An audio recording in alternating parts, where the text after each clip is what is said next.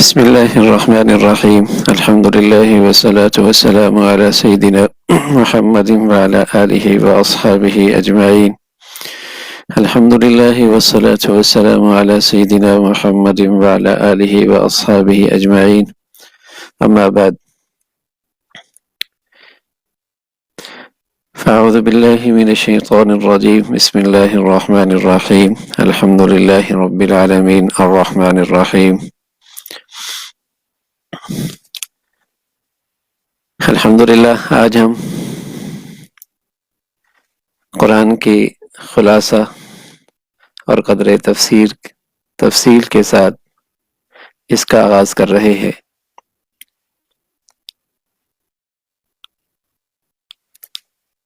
انشاءاللہ جو رات میں قرآن مجید عام طور پہ پڑھا جاتا ہے اسی کے متعلق خلاصہ اور تفسیر اس وقت انشاءاللہ عرض کر دی جائے گی۔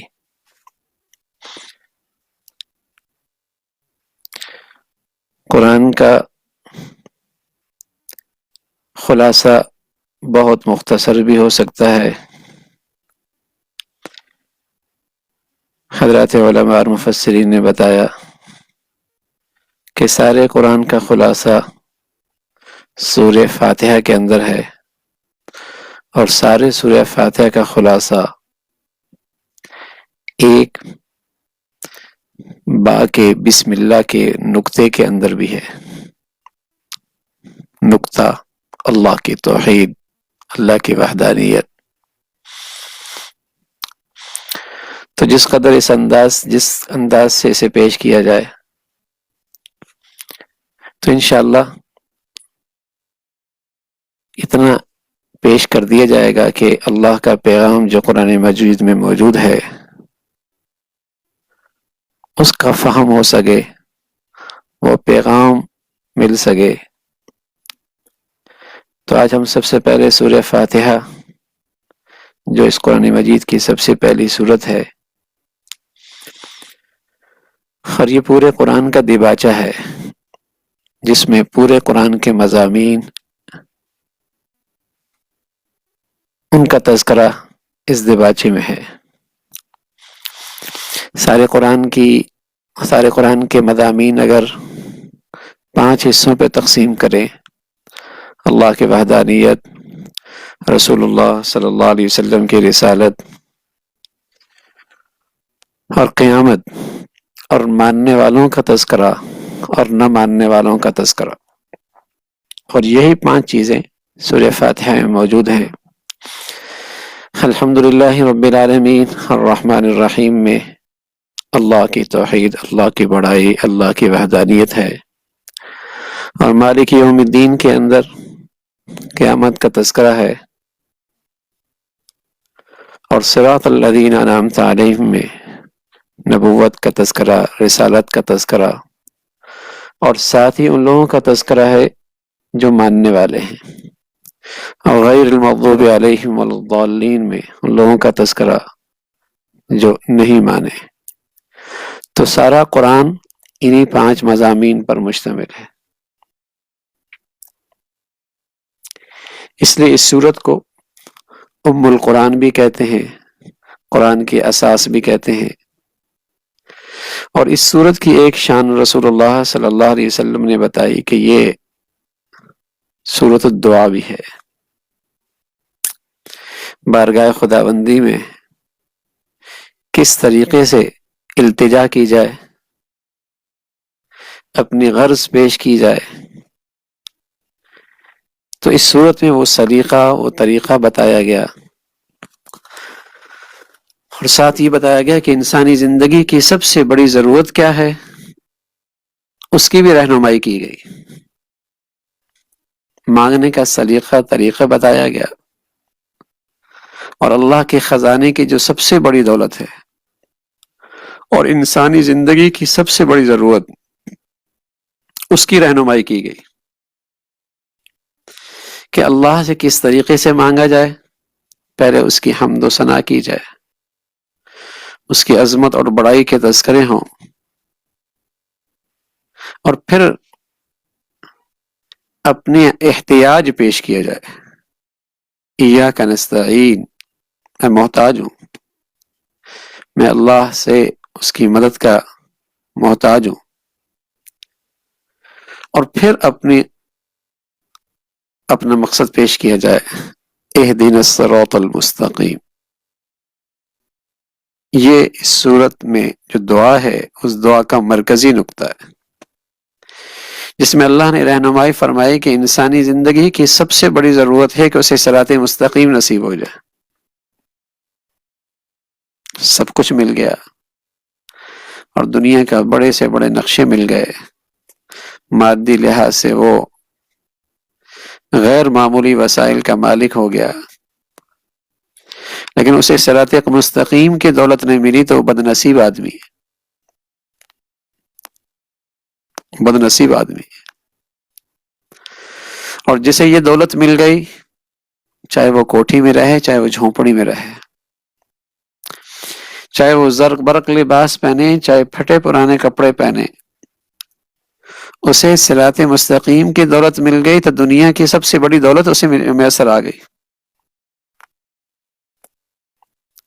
تو یہ رہنمائی اللہ نے فرمائی ہے. جب اللہ نے دعا سکھائی اپنے بندوں کو تو یہ بتایا کہ صراط مستقیم تم اس کی مجھ سے طلب، اور یہ چیز تم مجھ سے مانگو، اہدنا الصراط المستقیم، کہ اللہ ہمیں سیدھا راستہ نصیب فرما دے، صراط مستقیم عطا فرما دے. یہ اللہ کے خزانے کی سب سے بڑی دولت اور انسانی زندگی کی سب سے بڑی ضرورت. اب زندگی کے ہر شعبے میں ہمیں صراط مستقیم کی ضرورت ہے، عقیدے کے لحاظ سے، عمل کے لحاظ سے، دنیاوی لحاظ سے، اخروی لحاظ سے، اور دنیاوی لحاظ سے جتنے نقشے ہیں. تجارت میں اللہ صراط مستقیم دے دے، لقمہ حلال کمانے میں اللہ صراط مستقیم دے دے، اولاد کی تربیت میں اللہ صراط مستقیم نصیب فرما دے، بچوں اور بچیوں کے فیصلے کرنے میں اللہ صراط مستقیم نصیب فرما دے، دنیا کے لحاظ سے اللہ صراط مستقیم نصیب فرما دے، آخرت کے لحاظ سے اللہ صراط مستقیم نصیب فرما دے. یہ سب سے بڑی ضرورت ہے. تو یہ سورۃ الدعا بھی ہے اور یہ دعا کا مرکزی نقطہ ہے. اللہ نے اپنے بندے کو یہ دعا سکھائی ہے. اور جب کوئی صاحب حیثیت آدمی اپنے ماتحت سے کہے کہ جاؤ تم اس انداز سے درخواست لکھ کے آؤ، جو تمہیں چاہیے اسے ان الفاظ میں تحریر کر کے لے آؤ، تو اس کا مطلب یہ ہوتا ہے کہ وہ اس کی غرض پورا کرنا چاہتا، وہ اس کا مقصد پورا کرنا چاہتا ہے. تو جب اللہ رب العزت یہ دعا سکھا رہے کہ تم مجھ سے صراط مستقیم کے طلبگار بنو، تو یہ سچی بات ہے کہ اللہ رب العزت جو صدق دل سے اللہ سے صراط مستقیم مانگتا ہے، اللہ اسے اس دنیا میں ضرور عطا فرماتا ہے. صدق دل سے صراط مستقیم کا وہ طلبگار ہو سکتا ہے ساری زندگی اولاد مانگے اللہ نہ دے، ساری زندگی صحت مانگے اللہ نہ دے، ساری زندگی خوشحالی مانگے اللہ نہ دے، ساری زندگی اپنا اچھا گھر مانگے نہ ملے. اس لیے کہ ان ساری دعاؤں کا بدلہ آخرت میں بہت بڑھیا شکل میں موجود ہے. ان ساری دعاؤں کا بدلہ آخرت میں بہت بڑھیا شکل میں موجود ہے. لیکن کوئی شخص صراط مستقیم مانگے اور صدق دل سے مانگے، صدق دل سے مانگے، یہ نہیں ہو سکتا کہ اللہ اسے صراط مستقیم نہ عطا فرمائے، کیونکہ صراط مستقیم کا متبادل آخرت میں نہیں ہے، یہ دولت اس دنیا میں ملنی ہے.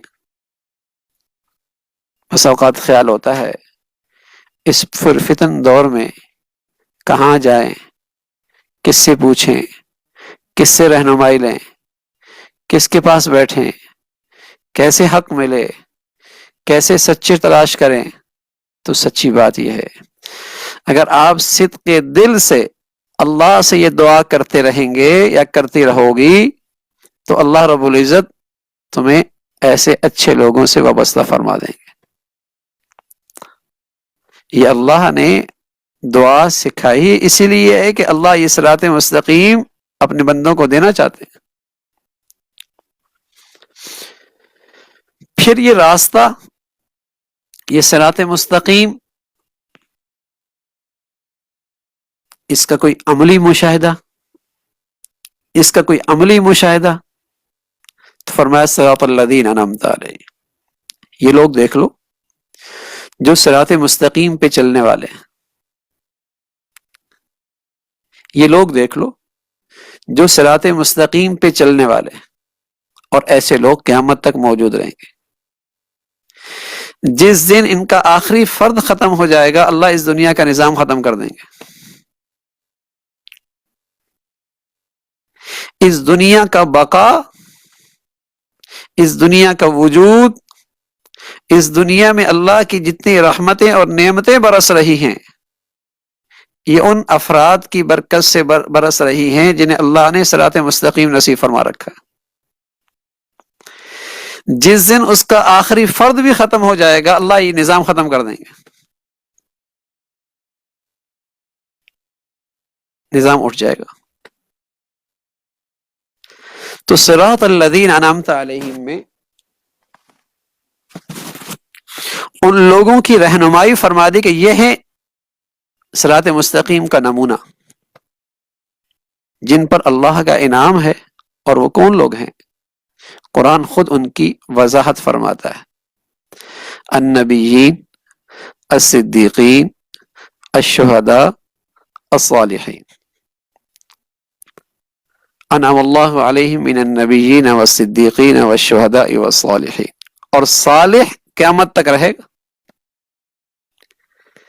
جس دن اس دنیا سے صالح ختم، یہ دنیا کا نظام ختم، تو اللہ کہہ رہے کہ صراط مستقیم چاہتے ہو تو ان صلحاء کے ساتھ اپنا رشتہ جوڑ لو، ان صلحاء سے اپنا تعلق بنا لو، ان کے قدم بقدم چلو، ان کے رہنمائی سرپرستی میں زندگی گزارو۔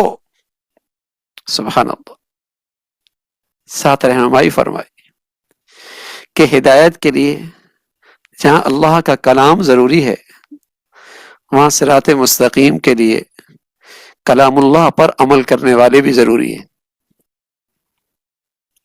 کتاب اللہ بھی ضروری ہے اور رجال اللہ بھی ضروری ہے۔ کتاب اللہ بھی ضروری ہے اور رجال اللہ بھی ضروری ہیں جو قرآن پر عمل کرنے والے ہوں۔ نری کتاب کافی نہیں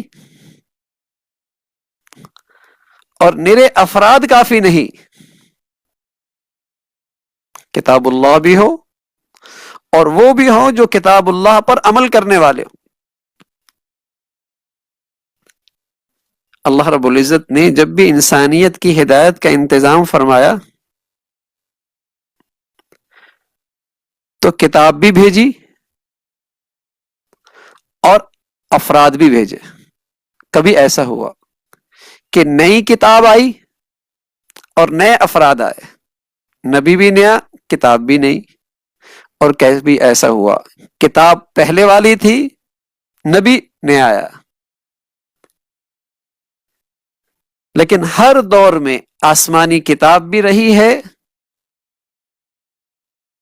اور اللہ کا پیغمبر اور قرآن اور آسمانی کتاب پر عمل کرنے والے بھی رہے۔ تو صراط مستقیم کے لیے کلام اللہ بھی ضروری ہے، اللہ کی کتاب بھی ضروری ہے، اور قرآن پر عمل کرنے والے، آسمانی کتاب پر عمل کرنے والے بھی ضروری ہے۔ تو گویا کہ ہم دعا کرتے ہیں اللہ سے، اہدنا الصراط المستقیم، یعنی صراط الصالحین، اے اللہ صالحین کا راستہ ہمیں دے دے، نیک لوگوں کا راستہ دے دے۔ نیک لوگ ہوتے کون ہیں؟ سبحان اللہ، نیک لوگ ہوتے کون ہیں؟ اس کی وضاحت بھی بہت شاندار انداز میں الفاظ میں موجود ہے۔ نیک لوگ وہ ہوتے ہیں غیر المغضوب علیہم، جن پر اللہ کا غضب نہیں ہے۔ یہ غضب ان لوگوں پر ہوا جن کے پاس علم تھا، عمل نہیں تھا۔ اور ضالین کا راستہ بھی نہیں، ضالین وہ لوگ تھے جن کے پاس علم ہی نہیں تھا اور جہالت کی وجہ سے گمراہ ہوئے۔ تو نیک لوگ صالحین وہ ہوئے جن کا علم بھی صحیح ہے، جن کا عمل بھی ٹھیک ہے،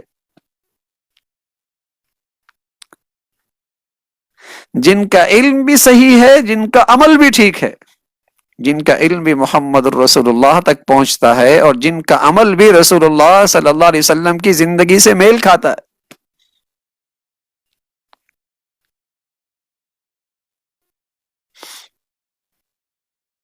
یہ علم والے، یہ صالحین ہیں، بلکہ یوں کہیے کہ یہ علماء ربانیین ہیں۔ یہ ہر دور میں ہوں گے۔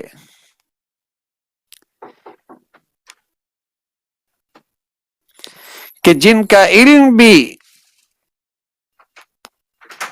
باسند ہے، جن کا عمل بھی باسند ہے،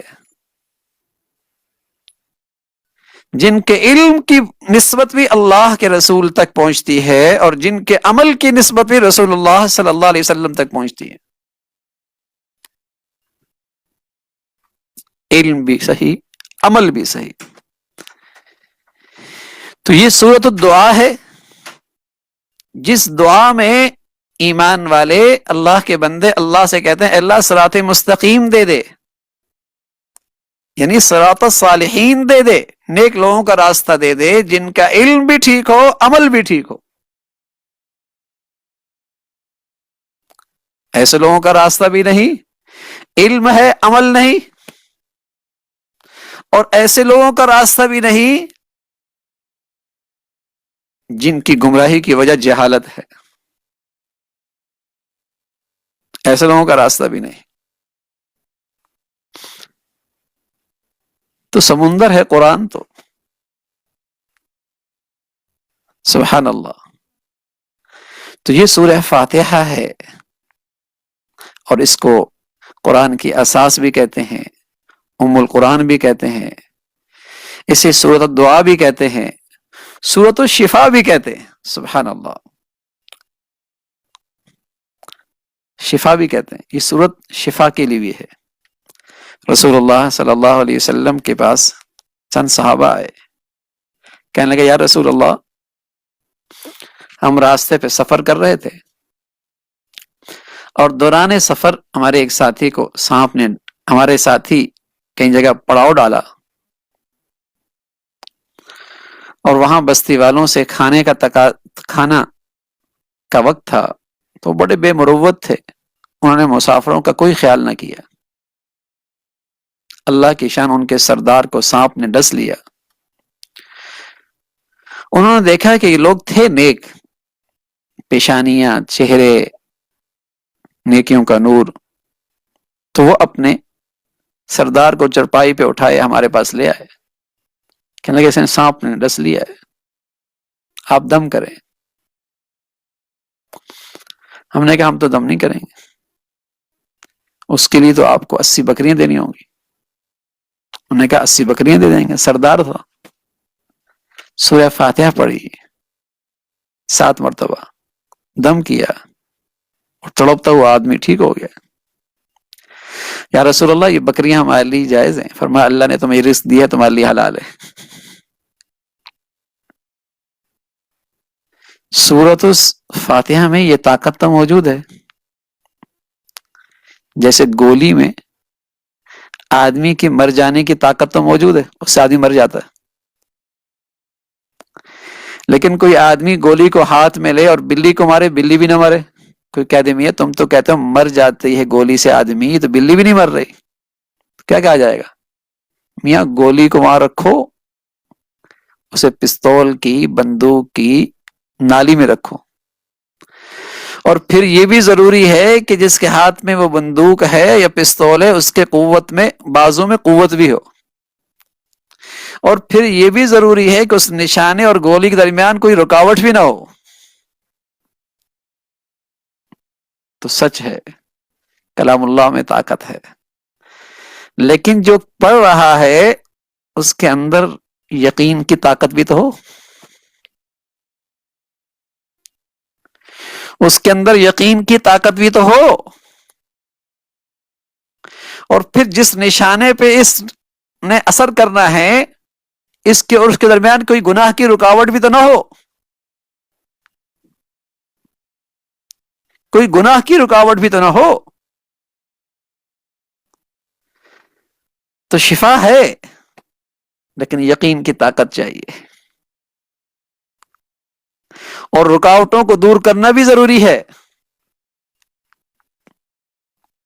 پھر اس صورت کی ایک عجیب شان اور بھی ہے، اور پورے قرآن کی پہلی صورت ہے، اور اس پہلی صورت کا آغاز ہے الحمدللہ، سبحان اللہ. یعنی شکر کی عبادت سے اللہ اپنا کلام کا آغاز کر رہے ہیں، شکر کی عبادت سے. الحمدللہ الحمدللہ. یہ بڑیا عجیب عبادت ہے، یہ بڑیا عجیب عبادت ہے. کوئی آدمی اپنے لیے روحانی، ایمانی یا دنیاوی نعمتوں کے دروازے کھلوانا چاہتا ہے،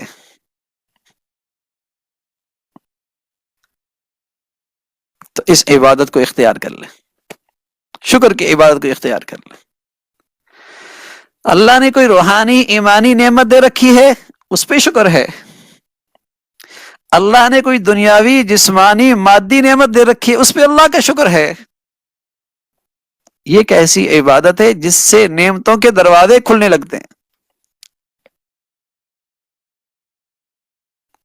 الشکر قید الموجود و صید المفقود. یہ ایسی بڑھیا عبادت ہے جو نعمتیں ہیں وہ محفوظ بھی ہو جاتی ہیں، اور جو نعمتیں نہیں ہیں ان کے لیے یہ شکار کا کام کرتا ہے، شکار کر کے اس کی جھولی میں ڈال دیتا ہے. الشکر قید الموجود و صید المفقود. اور یہی وہ عبادت ہے جس پر اللہ کا وعدہ ہے کہ ایمان کے ساتھ یہ عبادت ہو جائے تو ایسا شخص میرے عذاب سے اور میری پکڑ سے، میرے غضب سے محفوظ ہو جاتا ہے. ما یفعل اللہ بعذابکم ان شکرتم وآمنتم. کسی شخص کو اللہ ایمان کی دولت دے دے اور شکر کی عبادت دے دے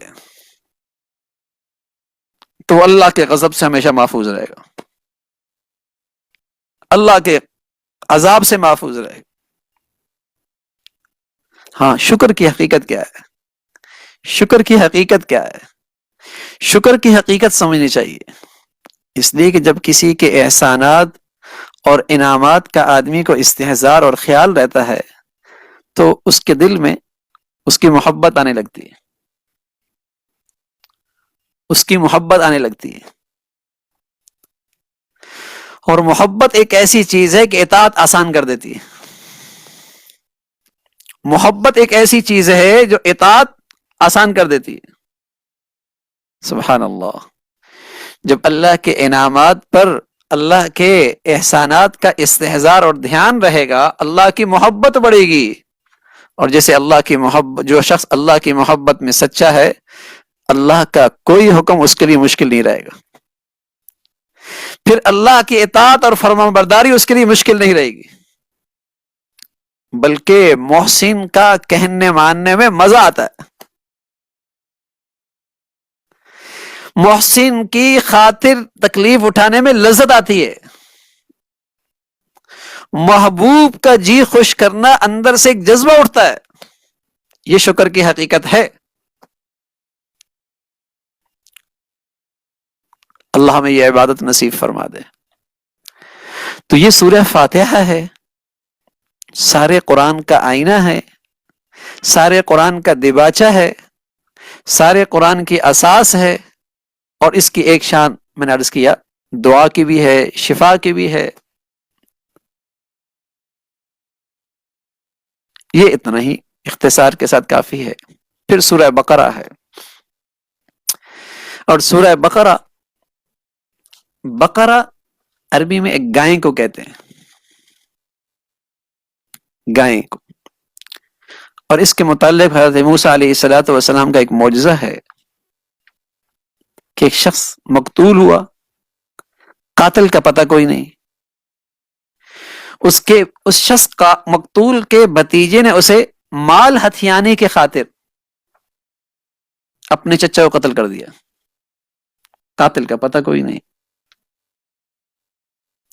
اللہ نے حضرت موسیٰ علیہ الصلوۃ والسلام کو معجزہ دیا کہ گائے کو ذبح کیجیے، اس کا ٹکڑا اس مردے کو لگائیے، مردہ زندہ ہو جائے گا،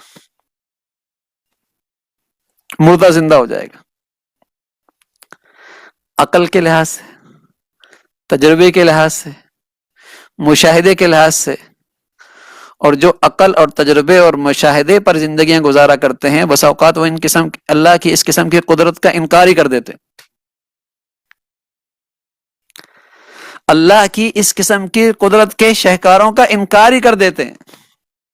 اور یہ وہ بد نصیب لوگ ہوتے ہیں جو اللہ کی عظمت سے، اللہ کی معرفت سے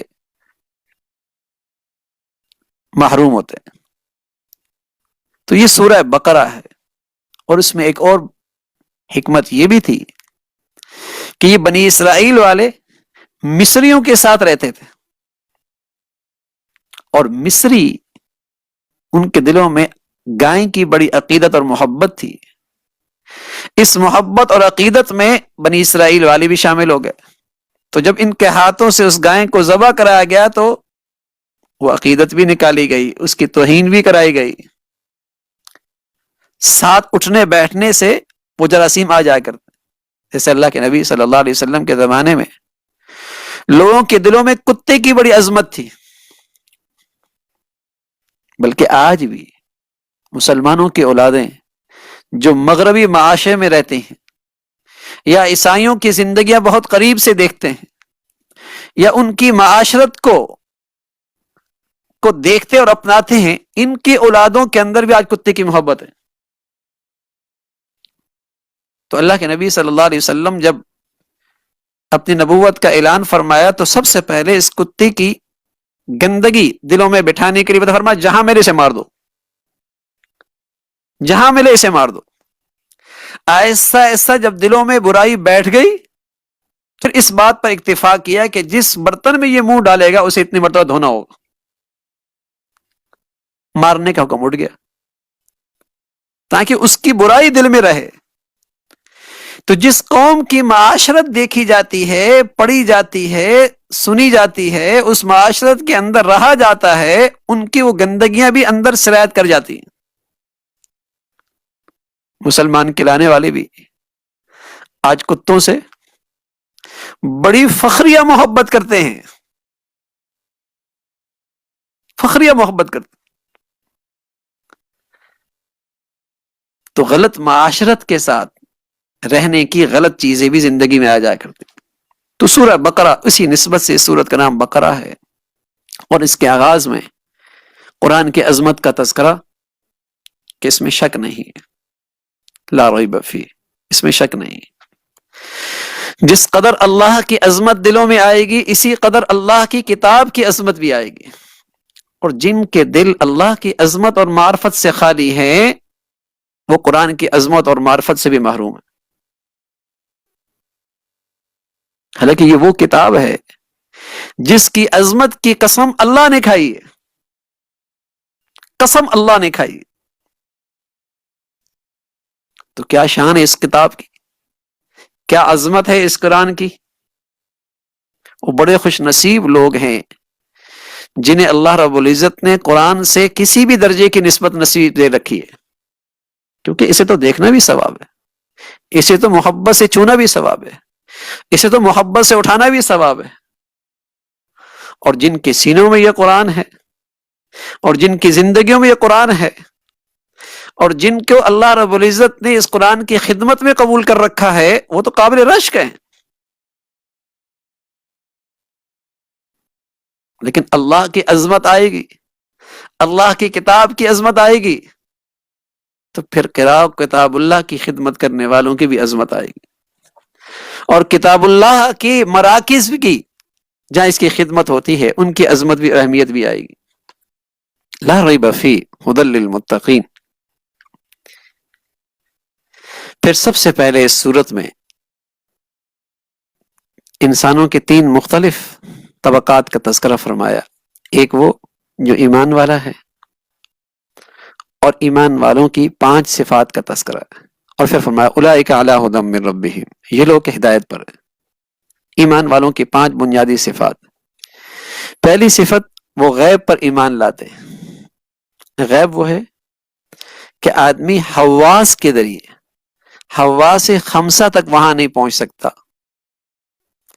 حواس خمسہ تک وہاں نہیں پہنچ سکتا. وحی کے ذریعے اس کا علم ملا، اللہ کی طرف سے اسے علم ملا، رسول اللہ صلی اللہ علیہ وسلم کے ذریعے اس کا علم ملا. کوئی شخص اس پر ایمان لے آئے اور آج اس کی شکل قرآن کی شکل میں ہے، احادیث کی شکل میں ہے، جس میں جنت کا ذکر، جہنم کا ذکر، اللہ کی عظمت کا ذکر، اللہ کی قدرت کا تذکرہ، اللہ کی بڑائی کے تذکرے. پہلی شرط ایمان کی ایمان بالغیب ہے. اور آج مسلمان جس فتنے سے دوچار ہے، جس فتنے سے دوچار ہے اور جس مصیبت میں گرفتار ہے، وہ یہی ایمان بالغیب ختم ہو گیا. اللہ کی قدرت، اللہ کے صفات پر یقین ختم ہو گیا. غیب پر ایمان نہ رہا، مشاہدے پر ایمان رہا، تجربے پر ایمان رہا، اپنے عقل پر ایمان رہا. تو پہلی شرط ایمان والے کی ایمان بالغیب ہے.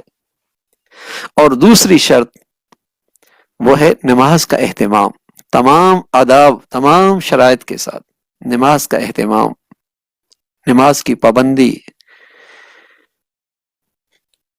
اور تیسری چیز زکوٰۃ کی ادائیگی. نماز کا تعلق اللہ سے ہے، زکوٰۃ کا تعلق اللہ کے بندوں سے ہے. اور چوتھی چیز ہے تمام آسمانی کتابوں پر ایمان. اور پانچویں چیز ہے آخرت پہ یقین. آخرت پہ یقین ایمان بالغیب میں داخل ہے. لیکن چونکہ یہ ایک عقیدہ انقلابی ہے جس نے دنیا میں ایک انقلاب برپا کر دیا ہے، یہی وہ عقیدہ ہے جو آدمی کو اس قرآن کے تقاضوں پر کھڑا کر سکتا ہے. یہی وہ عقیدہ ہے آخرت پر ایمان جو قرآن کے تقاضوں پہ ایک انسان کو کھڑا کر سکتا کہ اللہ کے سامنے پیشی ہے، اللہ کے سامنے حاضری ہے، زندگی کے اس چھوٹے مرحلے کا پورا حساب کل دینا ہے. یہ یقین جس قدر آخرت پر بڑھیا ہوگا، اسی قدر اس کے اخلاق، اس کے کردار، اس کے معاملات اور معاشرت پر اس کے مثبت اثرات ہوں گے. اسی نے دنیا میں انقلاب برپا کر دیا کہ کہاں وہ کہ کوئی دنیا کی مہذب سلطنت ان پر حکومت کرنے کے لیے تیار نہ ہوئی، وہ عرب کا خطہ. اور کہاں وہ دنیا کے امام بن گئے، رہنما اور پیشوا بن گئے. وبالآخرۃ هم یوقنون. تو تمام جرائم کا سدباب ہو، اس کے لیے یہ بنیادی عقیدے کی زندگی ہے، آخرت پہ یقین، اس کا احتساب. ہمارا معاشرہ جس قدر آخرت فراموشی کی طرف جا رہا ہے اور دنیا جس قدر آخرت فراموشی کی طرف جا رہی ہے، اسی قدر جرائم سے بھرتی چلی جا رہی ہے، اسی قدر فساد زدہ ہوتی چلی جا رہی ہے. آج دنیا میں اگر کسی بات پر اتفاق ہے تو وہ یہ ہے کہ آج دنیا فساد زدہ ہو چکی ہے، اس لیے کہ آخرت فراموشی انتہا درجے کی. تو یہ 5 خوبیاں ہیں ایمان والوں کی. اور بتایا اولئک علی ھدی من ربہم واولئک ھم المفلحون، یہ کامیاب لوگ ہیں. اور پھر اس کے بعد 2 آیتوں میں کفار کا تذکرہ ہے، اور اس میں ایک بات سمجھائیے کہ گناہ کی ایک نحوست یہ بھی ہے کہ توفیق ہی سلب ہو جاتی ہے. گناہ کی ایک نحوست یہ ہے کہ توفیق ہی سلب ہو جاتی ہے، ایمان کی، نیکی کی، ہدایت کی توفیق ہی سلب ہو جاتی ہے. ختم اللہ علی قلوبہم. یہ گناہ کی ایک نحوست. اللہ حفاظت فرمائے، اللہ حفاظت فرمائے. بس اوقات آدمی کہتا ہے بڑا سمجھدار آدمی ہے، اچھا بھلا ہے، لیکن اس کی گھٹیا حرکتیں اور زندگی ایسی جانوروں کی سی حیرت ہوتی ہے. تو گناہوں کی نحوست سے اللہ نے اسے توفیق ہی چھین لی. تو اس دنیا میں گناہ کی ایک بڑی سزا یہ ہے، اس دنیا میں گناہ کی ایک بڑی سزا یہ ہے کہ ہدایت کی توفیق سلب ہو جائے، ایمان کی توبہ کی توفیق سلب ہو جائے. تو یہ کفار کا تذکرہ فرمایا. پھر طویل تذکرہ منافقین کا ہے، اور چونکہ یہ منافق مسلمان معاشرے کے لیے ہمیشہ آستین کا سانپ سادی ہوئی، سب سے زیادہ موذی ثابت ہوئے، ان کا تذکرہ قدر تفصیل سے ہے. وَمِنَ النَّاسِ مَن يَقُولُ آمَنَّا بِاللَّهِ وَبِالْيَوْمِ الْآخِرِ وَمَا هُم بِمُؤْمِنِينَ. یعنی بظاہر زبان سے ایمان اسلام کی باتیں ہیں، لیکن حقیقت میں ان کا ایمان دین کیا ہے؟ صرف ذاتی مفادات ہے، اپنی ذاتی اغراض ہیں. ان کا ایمان مفاد پرستی ہے، یہ خود غرض ہیں، یہ دنیا پرست ہیں. یہ صرف ایمان اسلام کا نام لیتے ہیں ان مفادات کو حاصل کرنے کے لیے، اپنے اغراض پورا کرنے کے لیے، اپنی مادی وسائل کی خاطر، ورنہ یہ ایمان والے نہیں ہیں. تو منافق کی ایک بڑی نشانی ہے وہ جھوٹے ہیں، کہتے کچھ ہیں کرتے کچھ ہیں، جھوٹے ہیں. بما كانوا يكذبون. اور ان منافقین کی ایک عادت یہ ہے کہ یہ ایمان والوں کے بارے میں ان کا تأثر یہ ہوتا ہے کہ ایمان والے کم عقل لوگ ہیں، ایمان والے کم عقل لوگ ہیں. آج بھی جو وقت کے روشن خیال ہیں، جو اپنے آپ کو کچھ زیادہ ہی نئی روشنی کے جسے کہیں کہ اپنے آپ کو پیروکار کہتے ہیں، ان کا حال بھی یہی ہے. جو غیب پر ایمان لانے والے ہیں، جو اللہ اور اللہ کے رسول کی بات دل و جان سے ماننے والے ہیں، ان کے بارے میں ان کا تأثر یہی کم عقل لوگ، کم عقل لوگ. اس زمانے کے یہ روشن خیال جو ایمان سے محروم تھا، وہ ایمان والوں کے بارے میں یہی تأثر رکھتا تھا کہ یہ کم عقل لوگ ہیں. تو منافق کی ایک بری عادت یہ ہے کہ وہ اہل ایمان کے بارے میں یہ تأثر رکھتا ہے کہ یہ کم عقل لوگ ہیں، ان پڑھ لوگ ہیں، ناواقف ہیں. اور قرآن نے ان کا تذکرہ کیا، انؤمن کما آمن السفہاء، کہ ہم ان بیوقوفوں کی طرح ایمان لے آئیں. تو اللہ نے جواب دیا، بیوقوف تو یہ خود ہی ہے، کم عقل تو یہ خود ہی ہے، کہ اتنی بڑی دولت ایمان ہدایت، اس کے بدلے میں یہ دنیا کا چھوٹا سا مفادات حاصل کر رہے، اس سے بڑی کم عقلی کیا ہوگی؟ اس سے بڑی کم عقلی کیا ہوگی؟ جو چند روزہ کام آنے والی ہے اور جو دولت ہمیشہ کام آنے والی ہے اسے نظر انداز کر رہے، یہ کم عقل ہے. ان منافقین کا تذکرہ قدر تفصیل سے ہے. اور پھر اس کے بعد توحید کا تذکرہ ہے، یا ایھا الناس اعبدوا ربکم الذی خلقکم. اور توحید بہت سادہ انداز میں اللہ کی بڑائی کا تذکرہ. سارا زمین و آسمان کا نظام اللہ نے بنایا ہے، اور یہ آسمان سے برستی بارش تم اسے دیکھتے نہیں، کس طریقے سے اللہ رب العزت اس سے زمین سے کھیتیاں پھل اگا رہے ہیں. آسمان کا پانی بھی ایک جیسا، کھیتی اور زمین بھی ایک جیسی، اور اس کی جسے کہیں کہ پیداوار وہ مختلف ہے، اس کی رنگت مختلف ہے، اس کا ذائقہ مختلف ہے، اس کا سائز مختلف ہے. یہ اللہ کی قدرت ہے اور یہ اللہ کی شان ہے. اور اس اللہ کا اس زمین کے اس نظام میں کوئی شریک نہیں، تو اس کی عبادت میں بھی کوئی شریک نہیں. پھر قرآن کی عظمت کا تذکرہ ہے کہ یہ اللہ کا ایک معجزہ ہے جو اللہ نے اپنے پیغمبر محمد رسول اللہ پہ اتارا ہے.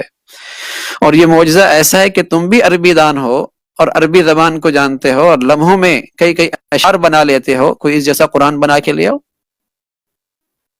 پھر اللہ نے اہل ایمان کو خوشخبری دی اور بشارت سنائی جنت کی، اور وہاں کی بہترین انعام رزق کی، اور وہاں کی بہتی جسے کہیں کہ نہروں کا تذکرہ فرمایا، اور اہل ایمان کو تلقین فرمائی کہ حق اور باطل یہ واضح ہوں. وَلَا تَلْبِسُوا الْحَقَّ بِالْبَاطِلِ وَتَكْتُمُوا الْحَقَّ وَأَنْتُمْ تَعْلَمُونَ، اس کا تذکرہ فرمایا.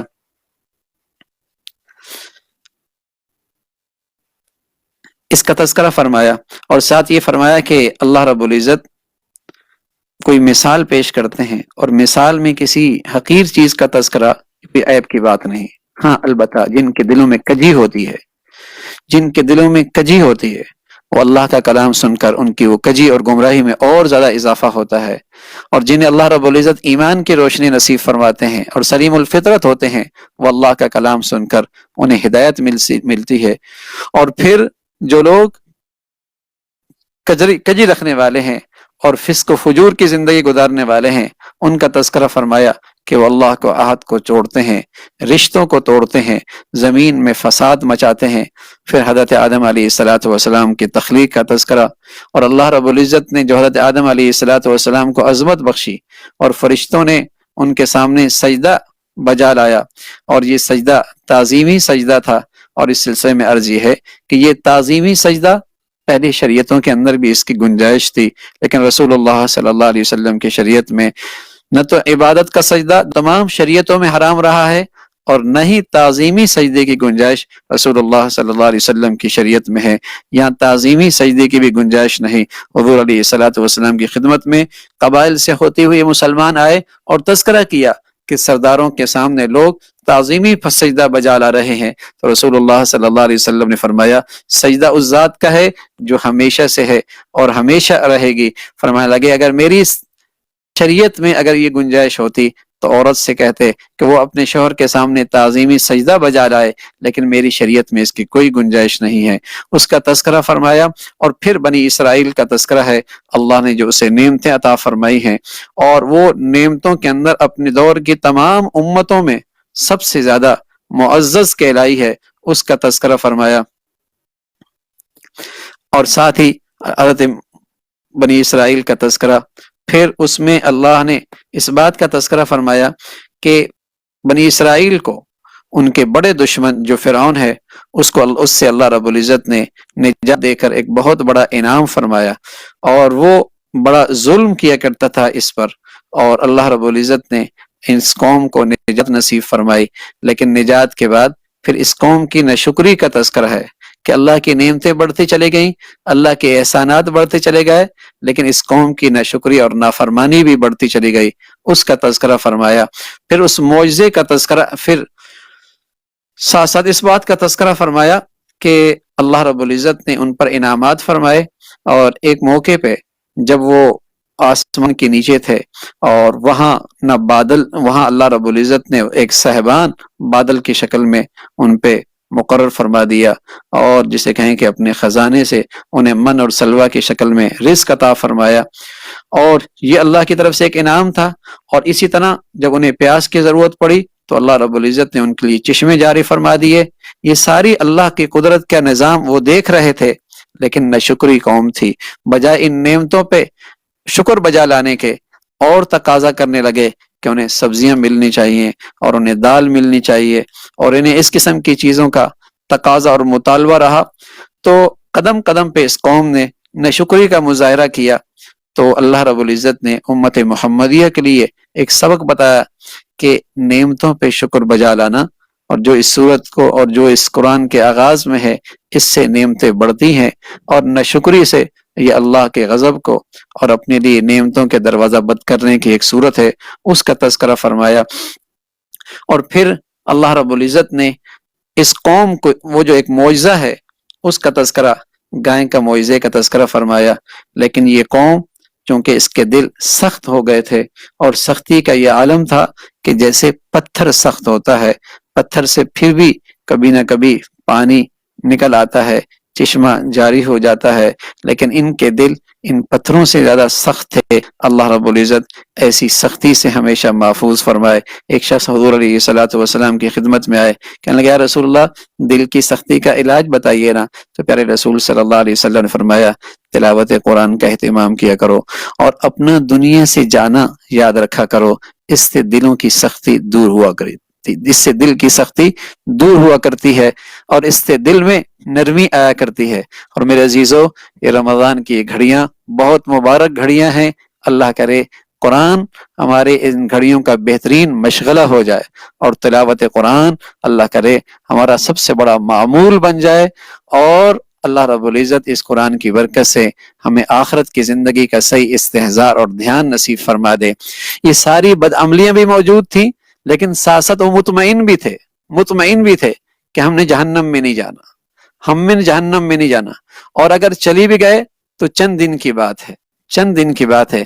اللہ رب العزت نے ایک قانون بتایا، جس نے برائی کی، اور برائی بھی ایسی جس نے ان کو گھیر رکھا ہے، یعنی اس میں شرک بھی ہے، اس میں کفر بھی ہے، تو ان کا ٹھکانہ تو جہنم ہے، اور جنت تو ان لوگوں کے لیے ہے جنہوں نے ایمان لایا اور پھر انہوں نے ایمان کے تقاضے پورے کیے، جنت ان لوگوں کے لیے ہے۔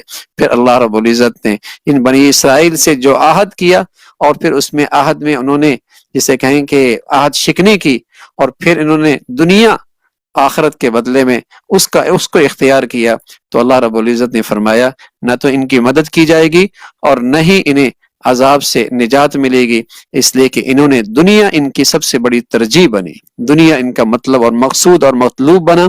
یہ ایک بہت بڑی بیماری ہے، بلکہ بیماریوں کی جڑ ہے، بلکہ شر کی جڑ ہے، بلکہ ہر گناہ کی جڑ ہے۔ رسول اللہ صلی اللہ علیہ وسلم فرمایا کرتے تھے حب الدنیا رأس کل خطیہ، دنیا کی محبت، دنیا کی ترجیح، دنیا کو زندگی کا مقصد بنانا، دنیا کی خاطر جینا مرنا، یہ ہر برائی کی جڑ ہے، اور یہ بلا ہے، بلا، اس پر ہر برائی کھڑی ہوتی ہے، اس پر ہر برائی لگتی ہے۔ اللہ رب العزت محفوظ فرمائے۔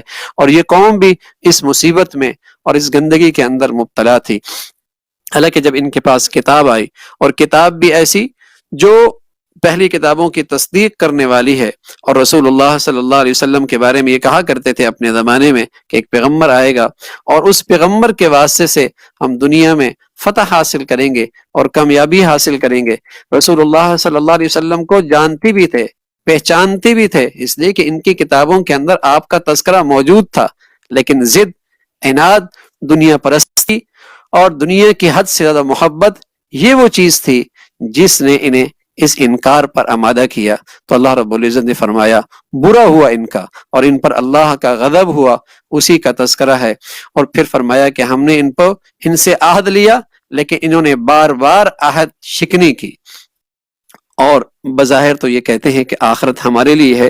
اگر واقعی یہ آخرت کے مستحق ہیں اور جنت کے مستحق ہیں، پھر موت کی تمنا کریں نا، پھر موت کی تمنا کریں۔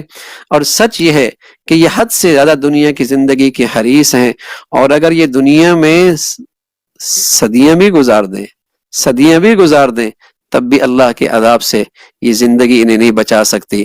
اور پھر بتایا کہ جبرائیل امین چونکہ وحی لایا کرتے تھے، تو انہیں ان سے بھی ایک نفرت سی تھی، ان سے بھی ایک دشمنی تھی، اور ان کے ہاں سحر کا اور کہانت کا اس کا بڑا چرچا تھا، اس کی مذمت فرمائی، اور فرمایا دنیا کے اغراض اور مفادات کے لیے آخرت کو فراموش کر دینا یہ بہت برا سودا ہے، اور بہت بڑا جسے کہیں کہ بہت بری کمائی ہے، اسی کی مذمت فرمائی۔ اور ساتھ فرمایا ایمان والوں کو کہ کوئی ایسا طرز اختیار نہ کرنا جس سے کفار کی جسے کہیں کہ مشابہت ہو، وہ تم اختیار نہ کرنا۔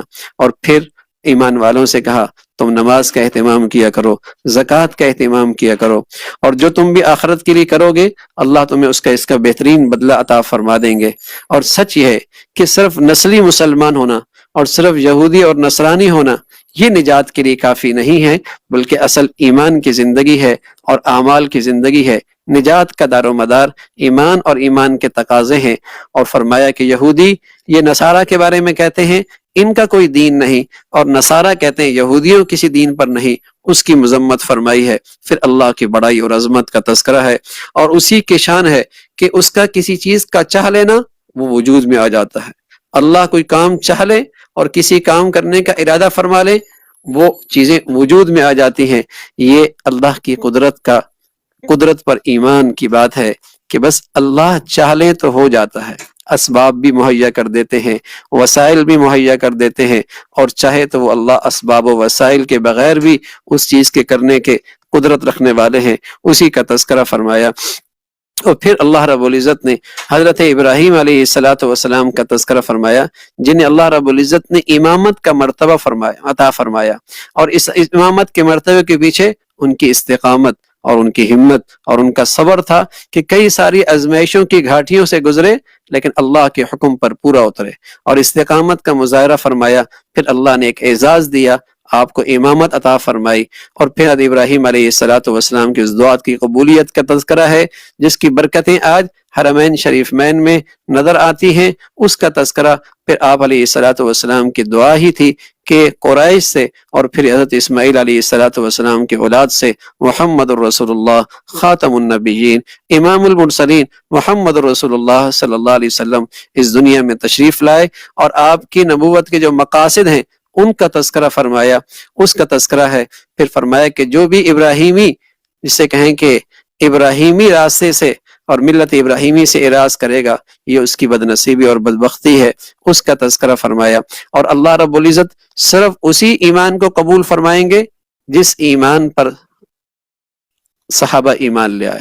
اگر تم بھی ویسے ایمان لے کے آؤ گے تو یہ ہدایت کی نشانی ہے، اس کا تذکرہ فرمایا. صرف ماضی کے قوموں کا تذکرہ کافی نہیں، فرمایا ہر آدمی کے اعمال اپنے اپنے ہیں اور اس سے اس کے اعمال کے بارے میں پوچھ ہوگی.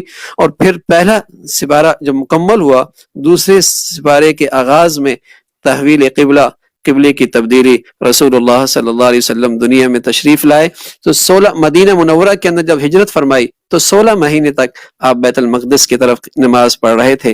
پھر اللہ رب آپ کی دلی چاہت تھی کہ بیت اللہ میرا قبلہ بنے، جو حضرت ابراہیم علیہ الصلوۃ والسلام کا بھی قبلہ تھا. تو اللہ رب العزت نے آپ کو بیت المقدس سے بیت اللہ کی طرف بیت اللہ کے شکل میں قبلہ عطا فرمایا. اس کا تذکرہ پھر اس پر یہودیوں کا طنز، تنقید اور اعتراض، اور اس کا تذکرہ فرمایا کہ یہ بے جا اعتراض ہے، اصل توجہ اللہ کے حکم کی طرف ہے، اصل اطاعت اللہ کا حکم پورا کرنا ہے. چاہے اللہ کا حکم بیت المقدس کی طرف ہو چاہے بیت اللہ کی طرف ہو، اللہ کا حکم پورا کرنا اصل ہے، اسی کا تذکرہ فرمایا. اور ساتھ ساتھ فرمایا کہ جو بھی جہاں کہیں بھی ہو بیت اللہ کی طرف مسجد حرام کی طرف رخ کرے گا اس کی نماز قبول ہوگی. اور ایمان والوں سے کہا تم کسی اور سے مت ڈرنا، بس میری ذات سے ڈرنا، اور اس کا اللہ نے میں نے تم پر اپنی نعمتیں مکمل کر رکھی ہیں. ایمان والوں سے کہا صبر سے کام لو اور نماز کے ذریعے اور صبر کے ذریعے مجھ سے مدد چاہ لو، اور اس لیے کہ جو شخص نماز اور صبر کے ذریعے مجھ سے مدد لے گا میری مدد اور نصرت اس کے ساتھ ہوگی. اور جو بھی اللہ کے راستے میں شہید ہو جائے فرمایا وہ اللہ کے ہاں زندہ ہے اور اس کی زندگی تم نہیں جانتے. ہاں ایمان والوں پر مال کی صورت میں، جان کی صورت میں، صحت کی شکل میں مختلف قسم کی آزمائشیں آتی رہیں گی، لیکن جو صبر کرے گا اور ہمت اور حوصلے سے اللہ کے حکموں کو پورا کرتا رہے گا تو ان کے لیے خوشخبری ہے کہ اللہ کی رحمتیں اور مہربانیاں اس پر نازل ہوں گی، اور ہدایت یافتہ لوگ یہی لوگ ہیں. اور اس بات کی مذمت فرمائی کہ اللہ کی طرف سے کوئی حق آئے اور لوگ اسے چھپا لے، اور اس کی مذمت فرمائی کہ جو لوگ ایسا کرتے ہیں ان پر اللہ کی لعنت ہے، یعنی اللہ کی رحمت سے محروم ہے. پھر اللہ کی بڑائی کا تذکرہ ہے، زمین و آسمان کا جو نظام اللہ کی قدرت سے چل رہا ہے اس کا تذکرہ فرمایا. اور پھر اللہ کی طرف سے برسنے والی نعمتیں آسمانوں سے اور زمین پر اس کی بہاریں، اس کا تذکرہ فرمایا. اور ایمان والوں سے کہا ایمان والو تمہیں چاہیے کہ لقمہ حلال کا اہتمام کرو، اس لیے کہ حرام کی بڑی نحوست ہے اور شیطان ہے وہ تمہیں حرام کی طرف لے کے جاتا ہے. اور تم اللہ کے کلام کی اتباع کرو اور ان لوگوں کی طرح مت بنو جو کفار ہیں، جو نہ سنتے ہیں اور نہ ہی جسے کہیں کہ وہ تو جانوروں کی طرح اندھے بہرے ہیں. اس کا تذکرہ فرمایا ایمان والو لقمہ حلال کا اہتمام کھاؤ، لقمہ حلال کا اہتمام کرو اور اسے استعمال کرو اور اس پہ اللہ کا شکر ادا کرو، یہ اللہ کی بندگی کا تقاضا ہے. البتہ اللہ نے کوئی چیزیں خاص طور پہ حرام کی ہیں جس میں مردار ہے، خون ہے، خنزیر ہے اور ہر وہ چیز ہے جو غیر اللہ کے نام پہ نذر کی گئی ہو، یہ سب چیزیں حرام ہیں. اور بدقسمتی ہے جن کی حرمت کا اتنا واضح تذکرہ ہے آج مسلمانوں کے اندر یہ حرام چیزیں بھی رواج پائی جا رہی ہیں، اور کس کس انداز سے یہ حرام مسلمانوں کے اندر پھیل رہا ہے. اللہ اہل ایمان کی اور ہم سب کی اس سے حفاظت فرمائے. پھر حق بات کو چھپانے کی مذمت فرمائی اور ان لوگوں کی مذمت فرمائی جو ہدایت کے بدلے گمراہی کے راستے اختیار کی ہوئی ہیں. اور بڑی ہمت کی بات ہے کہ گمراہی پہ چل بھی رہے اور گمراہی کی زندگی بھی گزار رہے اور پھر مطمئن بھی ہیں. بڑی ہمت کی بات ہے کہ یہ آگ پہ کیسے صبر کریں گے اللہ رب العزت نے ان کی مذمت فرمائی.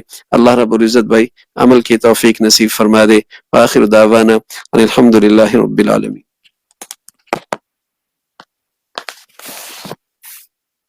خیریت ہے؟ کیسے آئے؟